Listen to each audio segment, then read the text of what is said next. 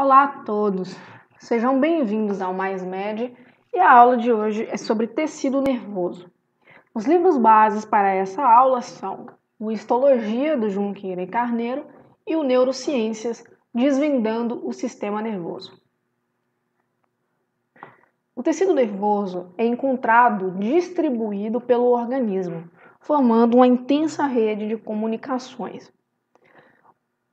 O tecido nervoso é formado tanto pelos neurônios quanto também por células de sustentação, chamadas por células da glia ou de neuróglias. Vale destacar que o tipo de célula da glia encontrada no sistema nervoso central e periférico são diferentes e serão destacadas mais à frente. A unidade básica de constituição do sistema nervoso são os neurônios. Os neurônios são divididos em algumas partes, como por exemplo, os dendritos, o corpo celular ou pericário, o axônio e o telodendro, que é a porção final do axônio, onde ele se comunica por sinapses. Os dendritos possuem diversas funções, dentre elas a captação de impulsos oriundos do meio externo, de células sensoriais ou ainda de outros neurônios. O corpo celular, também dito por pericário, é a região de maior volume do neurônio. É nessa região que é o centro metabólico do neurônio e possui função de recepção e também de integração dos estímulos. Essa integração acontece na região integrativa, também conhecida por zona de disparo, onde serão somados os PEPs e os PIPs e irá acontecer ou não a deflagração de um potencial de ação. Em um neurônio sensorial, a zona de disparo se situa mais próxima da parte aferente, enquanto que em um neurônio motor, a zona de disparo se situa mais próximo da primeira porção de mielina. O cone de implantação é a região onde nasce o axônio. Essa polarização morfológica do neurônio, ou seja, a diferenciação dos neuritos em dendritos propriamente ditos e no axônio, acontece devido a proteínas como as quinases SAD. Isso pode ser visto, analisado por microfluorescência de luz, através da proteína tau, que é uma marcadora axonal, e também pela proteína MAP2, que é um marcador dendrítico. O axônio é o único prolongamento responsável pela transmissão do impulso nervoso. Por último, é no telodendro que se situam os botões sinápticos, ou seja, onde há de fato a liberação de neurotransmissor em uma região específica chamada de sinapse. Ou seja, a sinapse é uma região de contato indireto entre dois neurônios ou ainda entre neurônios e células efetoras, como por exemplo células musculares, glândulas e outros. E aqui vale um adendo. Embora seja muito comum relatar um tipo específico de sinapse, clássico, envolvendo o axônio da célula pré-sináptica e os dendritos da célula pós-sináptica, vale lembrar que esse não é o único tipo de sinapse que acontece. Essa sinapse é chamada de sinapse axodendrítica, ou seja, axônio e um dendrito. Mas também existem as sinapses axossomáticas, axoaxônicas, axoespinhosas e, por último, as dendrodendríticas. Os neurônios podem ser classificados de maneira morfológica, e isso acontece de três formas. O neurônio pode ser classificado como um neurônio unipolar, bipolar e pseudo-unipolar. O neurônio bipolar está presente, por exemplo, em gânglios cocleares e vestibulares, na retina e na mucosa olfatória. E os neurônios dos pseudo-unipolares estão presentes em gânglios espinhais e também cranianos. Também é possível classificar os neurônios de maneira funcional. Por exemplo, os neurônios sensoriais são aqueles que transmitem os impulsos dos receptores para o sistema nervoso central. Os neurônios também podem ser de integração, como as células piramidais, os interneurônios e células de Purkinje. Essas células formam uma rede de comunicação e integração entre os neurônios sensoriais e motores e podem estar localizadas em diversas regiões.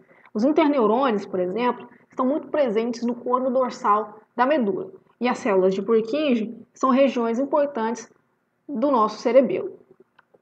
Por último, aos neurônios motores, que são aqueles que transferem impulsos do sistema nervoso central para gânglios ou então para células efetoras, como músculos e glândulas. Falando agora especificamente acerca das células da glia, essas são algumas das células encontradas no nosso sistema nervoso. Porém, como dito anteriormente, algumas delas são encontradas no sistema nervoso periférico, como por exemplo as células de Schwann e as células satélites,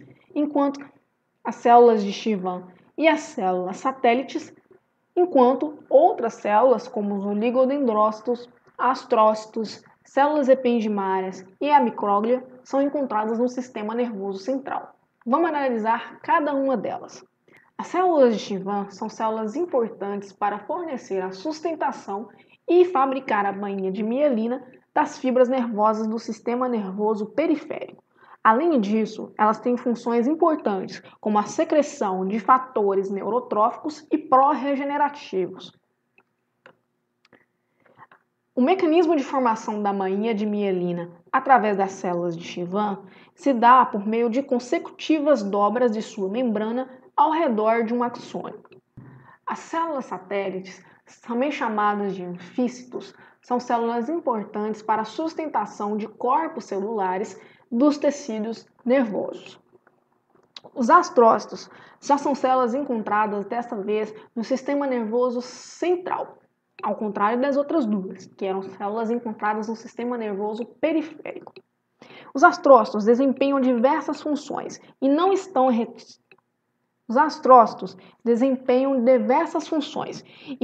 restritos apenas ao sistema nervoso central. Também são encontrados na retina e no sistema nervoso entérico. O astrócito desempenha diversas funções, como, por exemplo, induzir que os endoteliócitos produzam as proteínas necessárias para formar junções oclusivas, culminando em barreiras importantes, como a barreira hematoencefálica. Outra questão é que os astrócitos frequentemente se localizam nos nodos de Ranvier, onde exercem a função de captação de potássio e são importantíssimos para o equilíbrio eletroquímico do parênquima encefálico e também do parênquima espinal após a deflagração de um potencial de ação. Outra função desempenhada por essas células é a de moduladora em uma sinapse tripartite.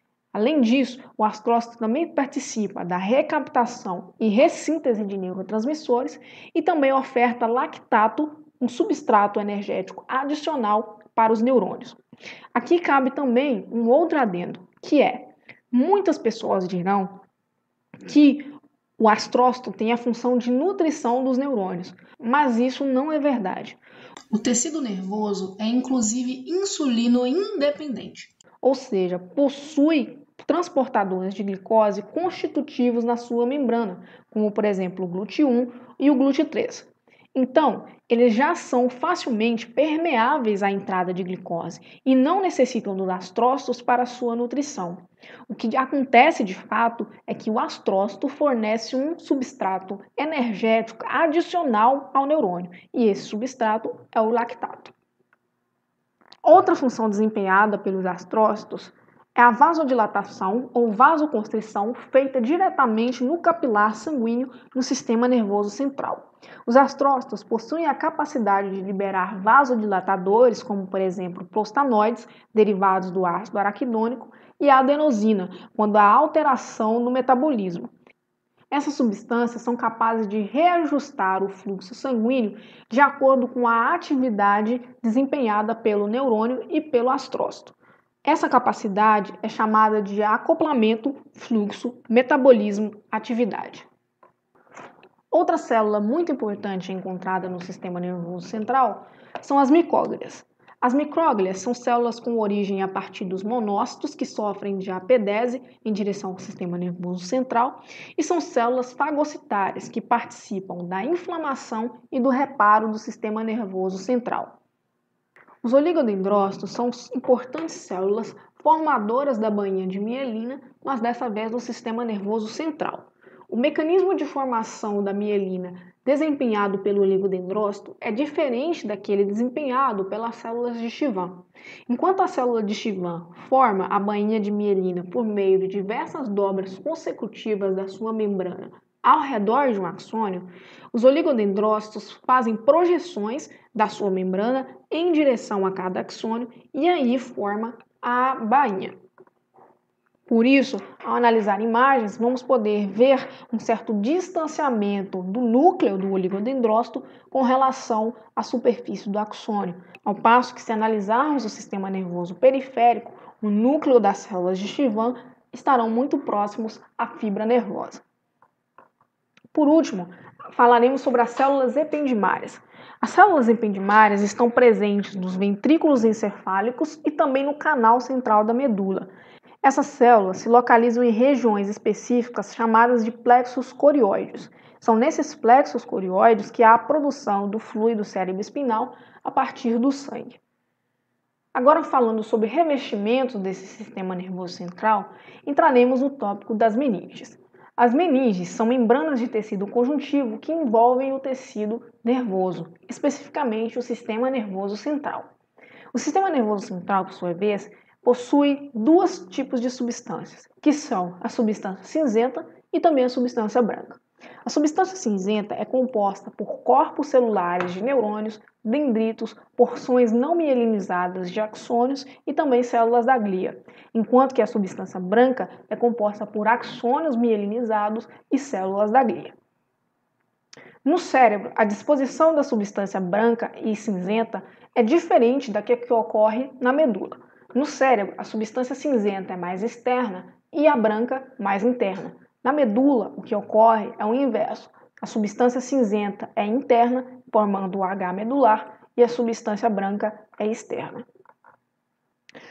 Por último, sobre o sistema nervoso periférico, esse é dividido em três partes, que são os nervos, os gânglios e as terminações nervosas. Os nervos periféricos são divididos em nervos cranianos e espinais. Os nervos cranianos constituem 12 pares e os nervos espinais ou raquidianos constituem 31 pares. Dentre esses nervos são classificados os nervos sensitivos ou aferentes, que enviam sinais da periferia para o sistema nervoso central, nervos motores ou eferentes, que enviam sinais do sistema nervoso central para órgãos efetores, como músculos e glândulas, e também nervos mistos, que são compostos tanto por fibras sensitivas quanto por fibras motoras. Os gânglios nervosos são nada mais que aglomerados de corpos celulares de neurônios fora do sistema nervoso central e frequentemente se encontram associados aos nervos cranianos e espinais. Podemos destacar a presença de alguns tipos de gânglios, como gânglios aferentes, associados a nervos cranianos e espinais, gânglios sensoriais, ou seja, aferentes, e gânglios do sistema nervoso autonômico, encontrados ao longo dos nervos do sistema nervoso autonômico ou no interior de determinados órgãos, como o que acontece no intestino, formando o sistema nervoso entérico. Pois bem, pessoal, essa foi a nossa aula de tecido nervoso. Espero que vocês tenham gostado. Curte, compartilhe o vídeo e se inscreva no Mais Med. Um abraço!